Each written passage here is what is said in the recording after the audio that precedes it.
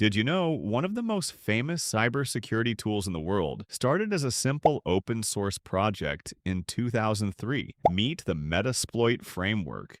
Created by H.D. Moore, Metasploit completely changed the way security professionals test systems for vulnerabilities. Metasploit isn't a hack anything button. It's a penetration testing framework designed to help ethical hackers and defenders verify whether known vulnerabilities actually exist on a system. Think of Metasploit as a giant toolbox.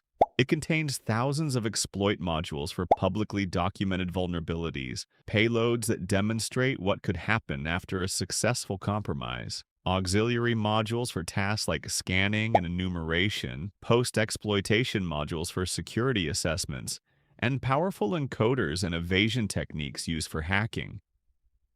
One of its most well-known payloads is MeterPreter, an advanced in-memory payload that security professionals use during authorized engagements to assess the impact of a successful exploit.